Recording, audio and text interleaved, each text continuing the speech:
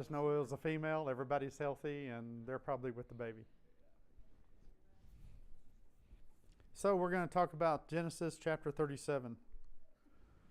I was talking with Jerry this morning. I said, how do you talk about something you've been taught since you were 5 years old in an adult class and try to make it 45 minutes? Because you all know this story. I mean, it's Joseph and the coat of many colors, and the story about how he got sold in his dreams and all that good stuff. But the way I kind of try to do it is, once again, I was talking with Jerry this morning, and when I read something, every single time I read something, it's like I've read it. I catch something that I didn't catch the first time. I don't know if it's just being revealed to me or if it's my life experiences that have changed that make me read it in a different view. So I try to do stuff that try to make it more realistic as far as the troubles that they had back then or the difficulty that they had. So we're going to start off with the first slide. Davey, if you will, let's just a synopsis. This is not my drawing. I got it off the internet. If it was me, it would be a lot plainer.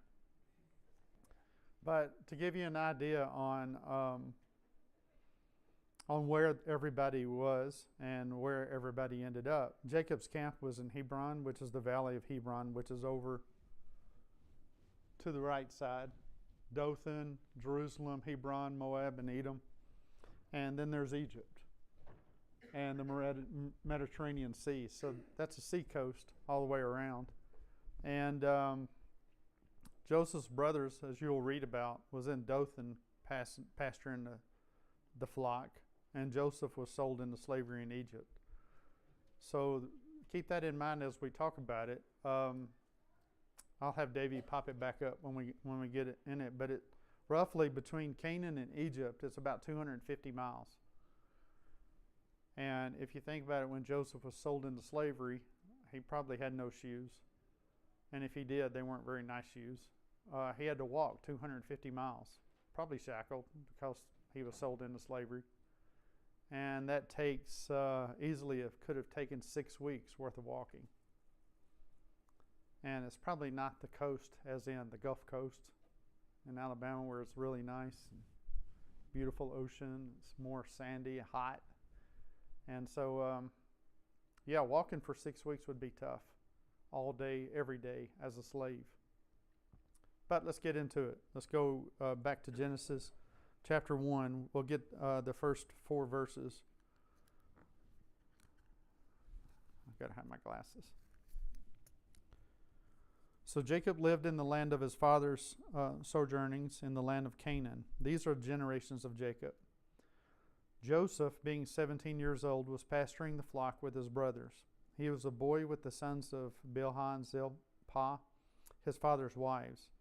And Joseph brought a bad report of them to their father. Now Israel loved Joseph more than any other of his sons, because he was the son of his old age, and he made him a robe of many colors. But when his brothers saw that his father loved him more than all of his brothers, they hated him and could not speak peacefully to him. So all of his brothers were from different mothers. I've been waiting to say that all my life. It just came to me. But, and all of his brothers hated him. He was the baby. He was the one that was most loved by his father. And his father did not do a very good job of hiding it, if he'd even tried to hide it. And it says that, I like the way this person actually wrote, he was loved and hated, favored and abused, tempted and trusted, exalted and abased. Yet at no point in the 110-year life of Joseph did he ever seem to get his eyes off of God or cease to trust him. Adversity did not harden his character. Prosperity did not ruin him. He was the same in private as in public. He was truly a great man. And this is the beginning of it. Although I kind of want to get into just how great he was at 17 years old and how much he threw things into the face of his brothers, because he definitely antagonized his brothers, I think. Maybe y'all have a different... Please, if this is the first time you come to my class, feel free to speak up and let's talk about it. said Jacob, which was also called Israel, was the father of a troubled family, with the sons from 4 different mothers, all living and working together. There was much rivalry and competition.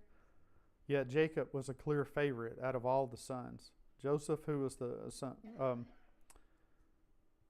I find this next bit interesting and a little bit humorous because I try to interject humor in all of my classes. So bear with me. If you don't think it's funny, just laugh anyway. It says, we all have ideas and dreams about a perfect family, what a perfect family should be. By anyone's measures, Joseph's family was not a perfect family. As a young man, his father Jacob tried to trick his grandfather Isaac into giving him the family fortune instead of his older twin brother. It fell apart as Joseph's father Jacob had to run for his life when his twin brother vowed to murder him. Jacob went away more than 200 miles on foot. He did not see his father Isaac for more than 20 years, and he went back when Isaac was on his deathbed. There's no record that he ever saw his mother again. Jacob found a place with his mother's relatives, but his uncle cheated him and treated him like a slave. Jacob married 2 of his cousins and took 2 more concubines as wives. Between them all, they had 12 sons and 1 daughter. There was constant competition and conflict among all the children and all the mothers. It was one great big messed up family, but it still brought forth Joseph and furthered God's great plans of the ages. It can be helpful to remember that Jesus himself came from a family of circumstances, of difficulty circumstances. Much like Joseph, unexpectedly and under strange circumstances, Jesus was born. His mother became pregnant well before their wedding. His mom and dad were quickly married, far ahead of their announced wedding date. Things didn't seem right when his dad's side of the family in Bethlehem. When Jesus was a young child, they had to escape as refugees, fleeing for their lives. They made a home back in Nazareth, where everyone knew about the strange pregnancy and the shotgun wedding. Jesus never got married, which was unusual and maybe scandalous for a 30-year-old rabbi of that time. We didn't know what happened to Joseph, and his mom seemed a little pushy. His own brothers didn't believe in him and called him crazy. And Jesus said that being in God's family was more important to him than his biological family. Jesus put his mom into the care of one of his disciples, not one of his brothers. So you see, they both came from a messed up family. And if you think that God's not going to work with you because you came from a messed up family, the Bible's full of it. The genealogy of Jesus, just look at the history of all the people listed. Because you had murderers, adulterers, prostitutes. So God will work his, I think in this purpose and what we're reading is God's going to work his way through whoever he wants to work his way through. Not our standards. Yeah. Michaela and I got to go this summer to Italy, and we got to tour lots of really cool cathedrals and things that were just magnificent and incredible. And one thing that we would talk about sometimes when we were on these bus rides afterwards was the people in those cathedrals and everything at the Vatican and whatever. They always lifted up all the people in the Bible as these like perfect, incredibly unattainable sort of saints, you know?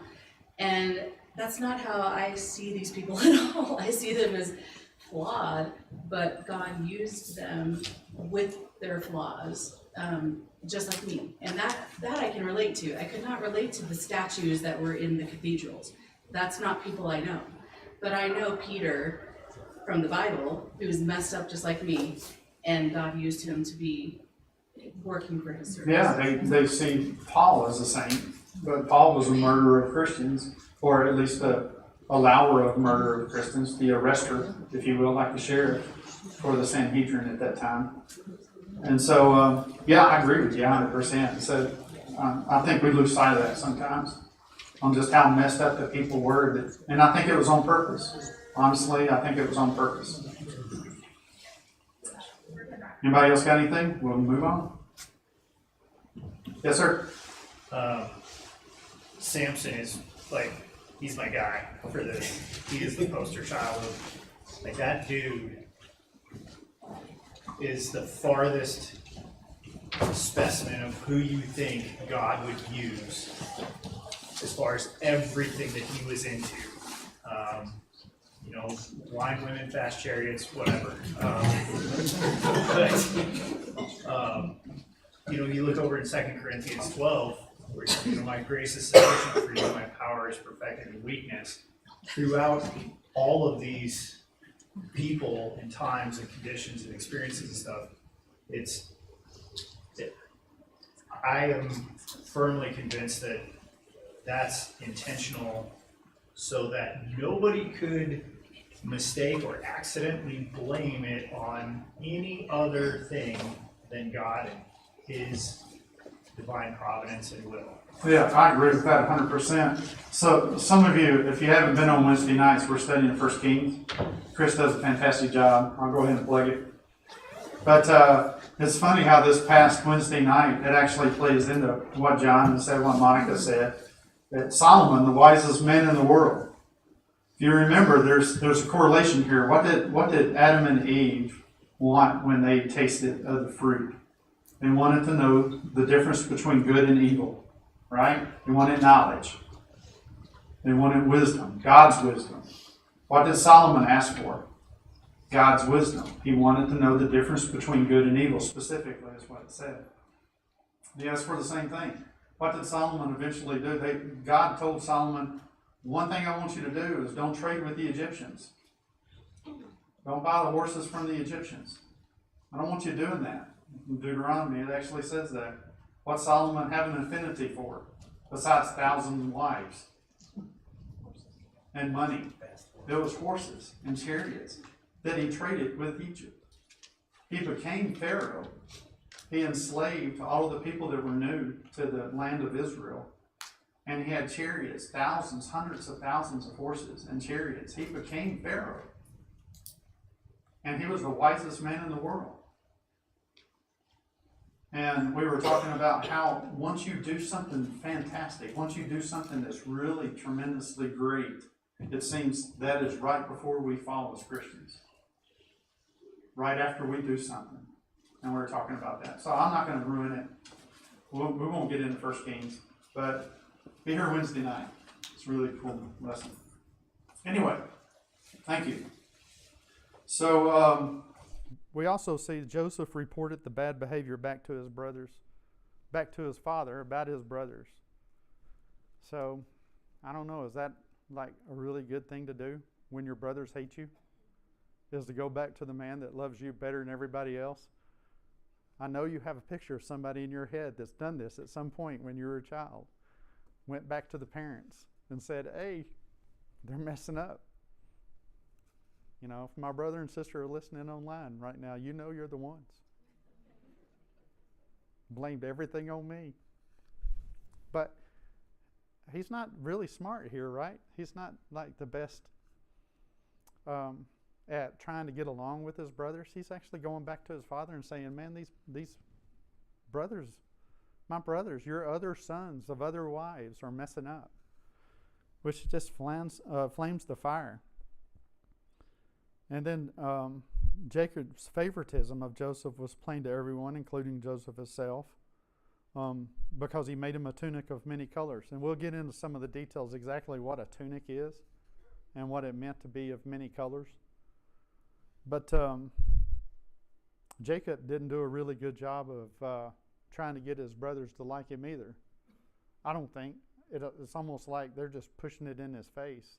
And Jacob pushes it in his face. And Joseph is just in their face of the brothers and say, I told you so, I'm untouchable. So we'll go into verses 5 through 8 now.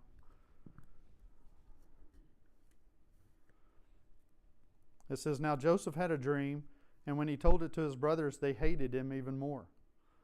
He said to them, hear this dream that I have dreamed. Behold, we were binding sheaves in the field, and behold, my sheaf arose and stood upright. And behold, your sheaves gathered around it and bowed down to my sheaf. His brothers said to him, are you indeed to reign over us? Are you indeed to rule over us? So they hated him even more for his dreams and for his words. So Joseph said, "Hey, I had a dream." And I can't really see him saying this out of innocence to his brothers. Maybe y'all see this through a different set of eyes. But Joseph went to his brothers and said, "Hey, I had a dream." And I don't think he was amazed by this dream. I think he was telling his brothers just to stick that little knife in their back just a little bit more. I had a dream. I was a sheaf, and all of you had sheaves, and all of your sheaves bowed down to me. And a sheaf, by the way, is a wheat stalk. And I don't find it a coincidence. First of all, I don't find anything in the Bible a coincidence. I don't find it a coincidence that in this dream there were sheaves. Because what did Joseph eventually have that his brothers needed was grain, which come from sheaves. So you see it all ties in together. And I find that interesting. But it said Joseph was unwise to tell the... I hadn't got to that part yet. I'm sorry. I almost ruined it for you. And Joseph dreamed of his brothers. Oh, I've already said that. The brothers understood perfectly the meaning of the dream. One day Joseph would reign over them and have dominion over them. So in verses 9 through 11, Joseph has a second dream. So it's not bad enough that he tells them about this first dream, about how they're going to be bowing down to him. We get in verse 9, it says, "Then he dreamed another dream and told his brothers and said, 'Behold, I have dreamed another dream. Behold, the sun, the moon, and 11 stars were bowing down to me.' But when he told it to his father," so he doesn't just tell it to his brothers, he told it to his father too. And his father rebuked him and said to him, 'What is this dream you've dreamed? Shall I and your mother bow down to you?' And his brothers were jealous of him, and his father kept the saying in mind." So not only did he tell his brothers, but he told his father. And so my question is kind of judgment here. You can only push so many people that hate you so far before they're going to do something. It said, if Joseph was unwise to tell his first dream, knowing how irritated it was to his brothers, then it was worse to say the second dream. The second dream was likely to cause even more resentment because it sent him not only above his brothers, but it also set him above his father and his mother. And Joseph had the sort of pride common in the favored and blessed. He was so focused on how great his dreams were for him, he didn't begin to consider how his dreams would sound to the ears of all the ones he's telling. And at this point, Jacob was also a bit offended. He couldn't understand how Joseph could be exalted higher than his own father and mother. And I don't know if any of you have realized at this point, but we're all also not chronologically in order here, if you've been paying attention. Genesis 35, 16 and 20, Joseph's mother Rachel died. And then we backtrack this portion, the transition in chapter 37, verse 2, talks about the genealogy of Jacob. So Rachel and his father are both alive in this particular chapter. So it's almost like they're telling a story that you went back and you told a part that's already been passed. But the ideas of the stars, sun, and moon representing the family of Israel is repeated in Revelation chapter 12, verse 1. That passage speaks of Jesus coming from the nation of Israel. So we're going to go on to verse 12 through 17. And if y'all don't start talking, we might have time for breakfast. So now his brothers went to the pasture their fathers flocked near Shechem. And Israel said to Joseph, Are not your brothers pasturing the flock of Shechem? Come, I will send them to you. And he said to him, Here I am. So he said to him, Go now, see if it is well with your brothers and with the flock, and bring me word. So he sent him from the valley of Hebron, and he came to Shechem. And a man found him wandering in the fields, and he asked him, What are you seeking? I'm seeking my brothers, he said. Tell me, please, where are they pasturing the flock? And the man said, They have gone away, for I have heard them say, Let us go to Dothan. So Joseph went after his brothers and found them in Dothan. So Joseph's brothers had to do hard and uncomfortable work for tending the flock of sheep. I don't know if y'all ever had to work sheep. I haven't. But Jim Franksy is a preacher at Woodson in Nashville. Came from a family that worked with sheep. And he said it was extremely difficult. Because you always have to do water. You have to make sure they don't eat the grass, because they'll tear up the roots and the grass won't grow back. So you have to monitor how much they're eating and move them to the different pastures so this pasture would grow back. Their hoofs are also different than the cow's hoofs. That's one of the reasons why in Montana sheep herders and cow herders couldn't stand each other, because the sheep destroyed the land and the grass wouldn't grow back. The cows would eat down to the nub, but then the grass would grow back. Because of the way the hoofs were, they also dug up the ground. But it was extremely difficult to keep the grass where it was. Dothan was about 15 miles, so Joseph had to walk 15 miles to find his brother. That alone would be pretty wore out. I would be wore out 15 miles, driving 15 miles. I mean, there better be a Starbucks on the way. But, or at least a Diet Mountain Dew, right? But Joseph's brothers were in Shechem, a place where his family was influenced and harmed by worldly influences. So Joseph was sent up there to see how his brothers were doing, because his dad knew that the city there was a pretty rough place traditionally. And here Joseph with a coat of many colors. And understand, I was going to go back to the tunic here. A coat of many colors in that time usually meant, it was a coat meant for priestly people, for people that were in charge. It had sleeves that went all the way down to the wrist, and the hem went all the way down to the ankles. So a workman would have a coat where the sleeves went down to the elbow and it went down to the knees. So somebody that's working the sheep in the pastures would have not a coat of many colors, and nor would it be the really long priestly one that usually was saved by the supervisor or the leader. So what did Joseph wear when he's going to check on his brothers 15 miles away, sent by his father? He's already told his father, hey, these brothers of mine are messing up constantly. And here comes Joseph in his nice new coat, all the way down to his ankles, all the way down to his wrist, probably walking like he's the one in charge. And they see him coming.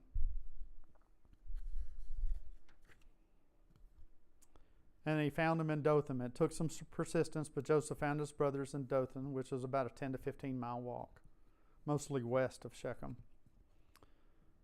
Much later in Israel's history, Dothan was where Elisha saw angelic armies surrounding him, protecting him, even when the Syrians came to arrest him.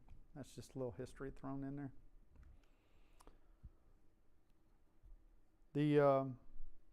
Now, in verse 18, you have the conspiracy to kill Joseph.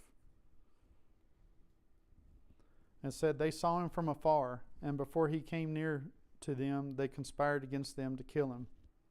It says, we can picture the brothers dreading Joseph's arrival. He came to inspect their work, and he would not hesitate to report to the father what they're doing wrong.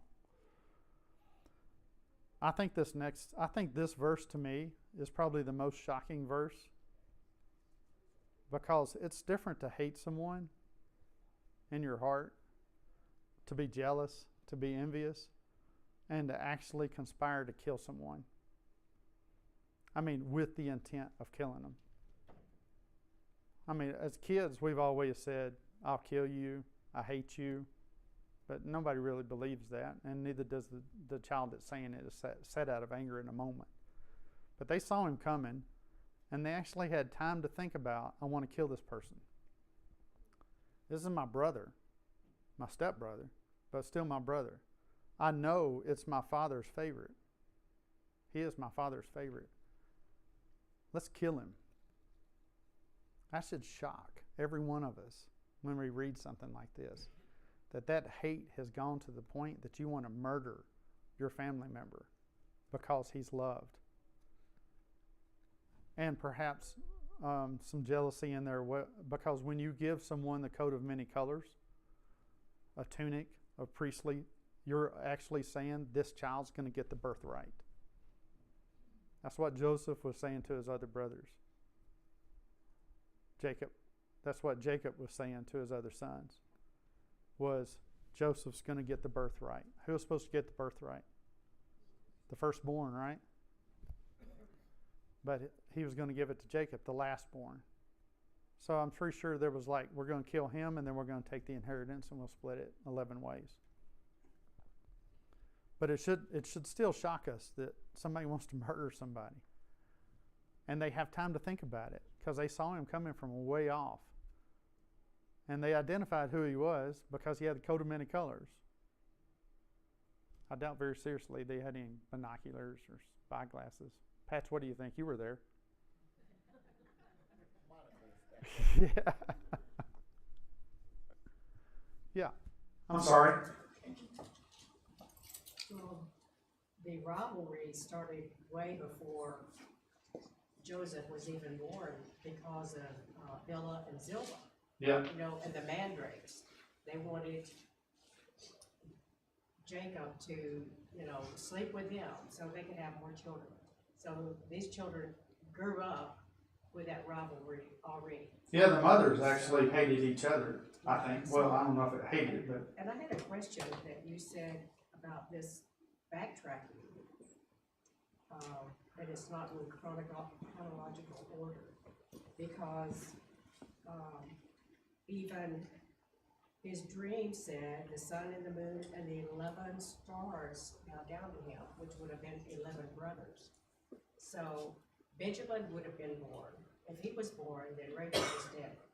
So is this prophetic or is this in chronological order? Even though his father said, shall your mother and I and your brothers indeed come to bow down to you?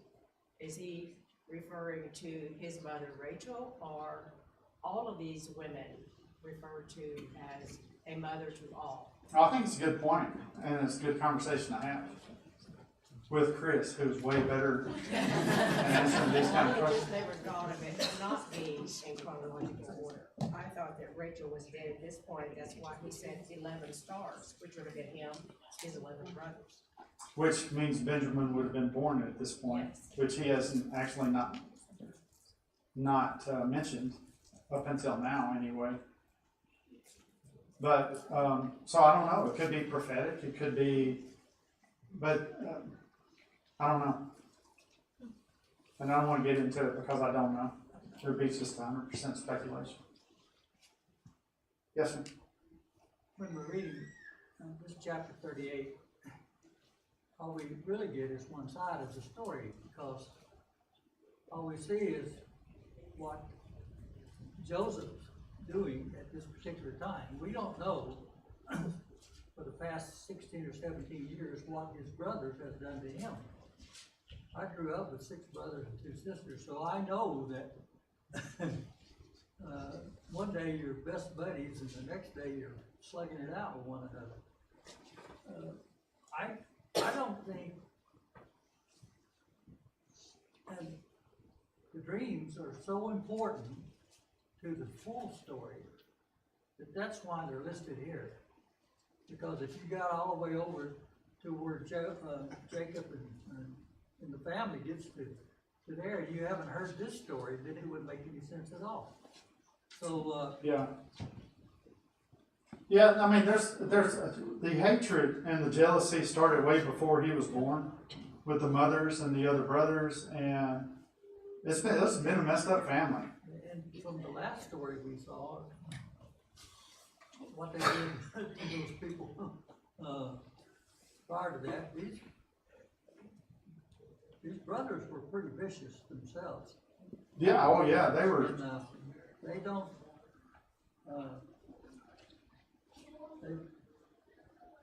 But evidently, the dream is what triggered them wanting to kill him. Yeah, it's kind of pushed them over the edge. I mean, the coat of many colors probably pushed them really close to the edge, because then they realized they weren't going to get any of the inheritance, and that the birthright was going to the youngest instead of the oldest, or the mother with the most boys. Yeah, I mean, there was a lot of hatred here, and I don't think it was built up over just 1 year. I think this whole story has been a story that's been in progress way before any of these sons were born. I think they were taught hate by their mothers because their mothers hated each other. In verses 19 through 20, they come up with a plan. They said to one another, "Here comes the dreamer. Come now, let us kill him and throw him into one of the pits. Then we will say that a fierce animal has devoured him, and we will see what will become of his dreams then." And so Joseph's brothers mocked him as a dreamer. In a sense, Joseph brought this upon himself in the way that he told his dreams to his brothers. But he didn't realize what the ending was going to come. They didn't oppose Joseph's plans, hopes, dreams for the future. They opposed the dreams that came from a revelation from God. They wanted to see if they could defeat God's word or God's announced purpose.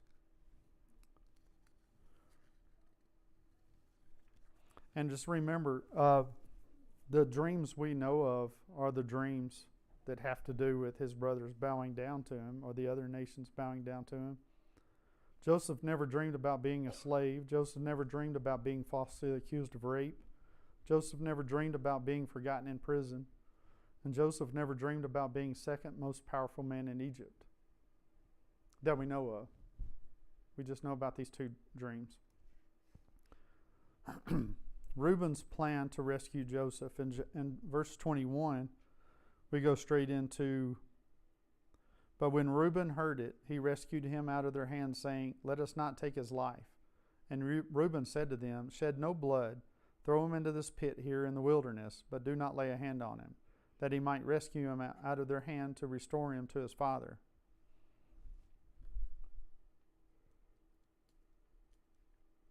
So we think of all 10 brothers leaving the Benjamin out and wonder how they could be so evil. There was one good among the 10.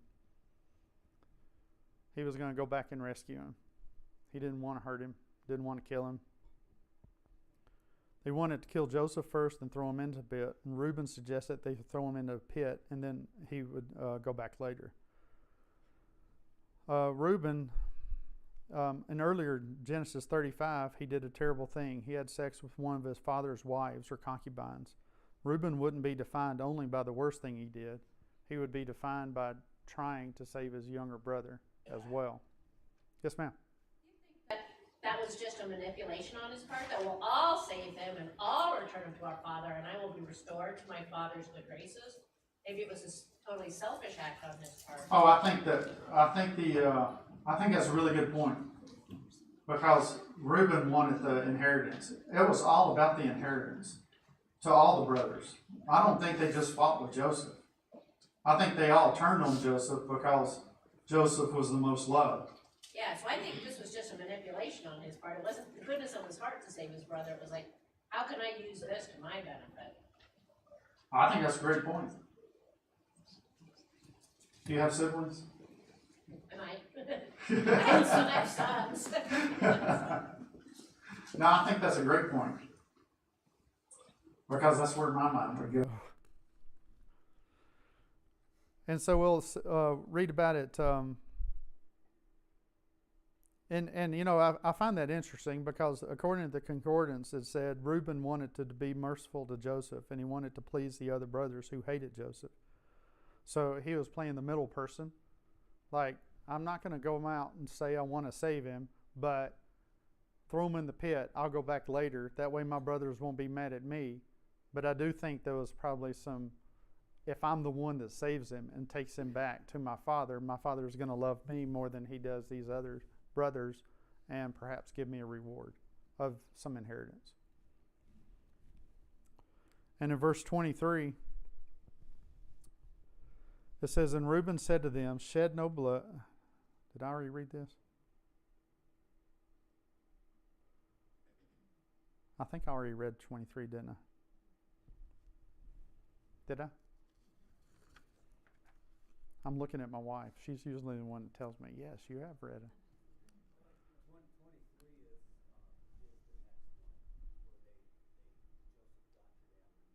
Oh, I got you. So I have not read the second part of 23.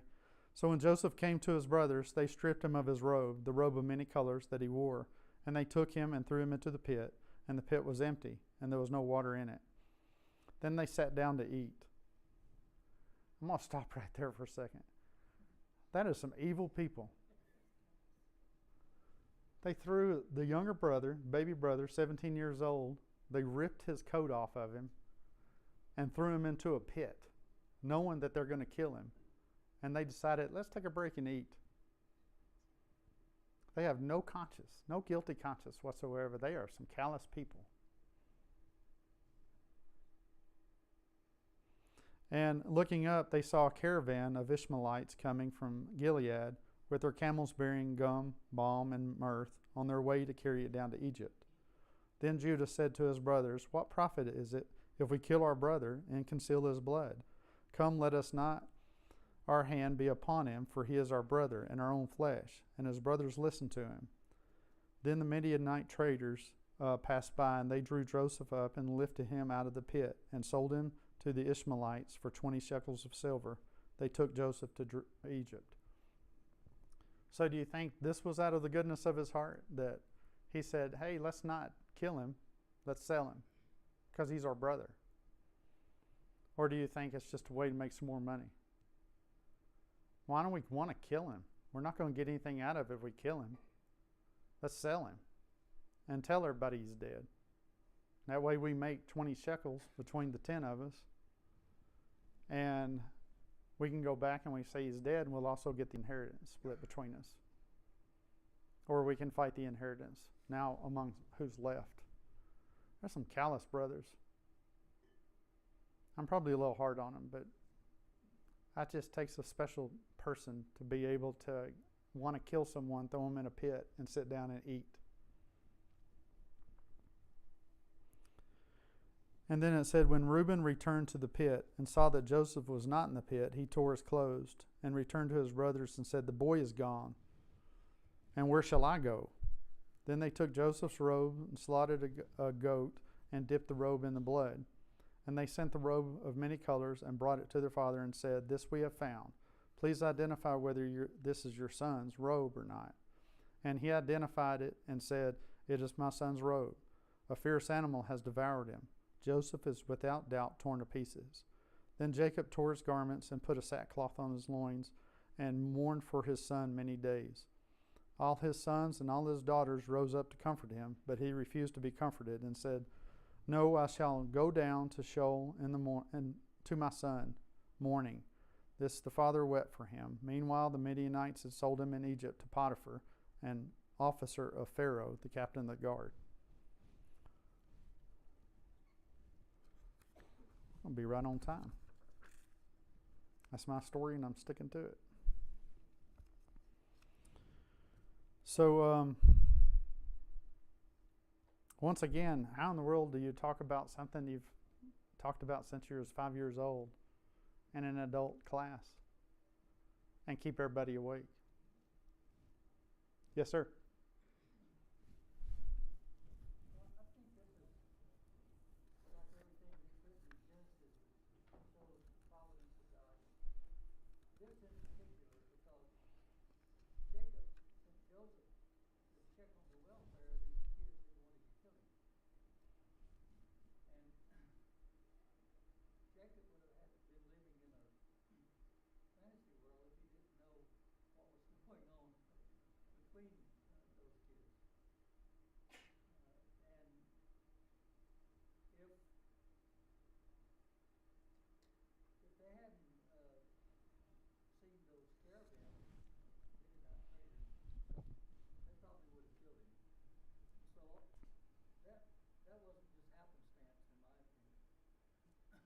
Yeah, I don't think anything happens in the Bible because of circumstance.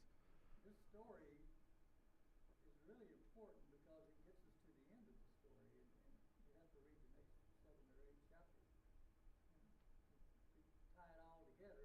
We've already read it, so we really know it. But every time you read it, it always brings out, first of all, that God is overseeing the life of Jacob and his family. I think, to your point, I think in my mind, Joseph trusted God.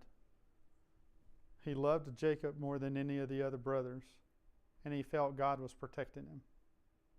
So I don't think he doubted 1 second that anything would happen to his son. I think he had faith. I think you're right. I think, you're like, I'm sending my son into danger.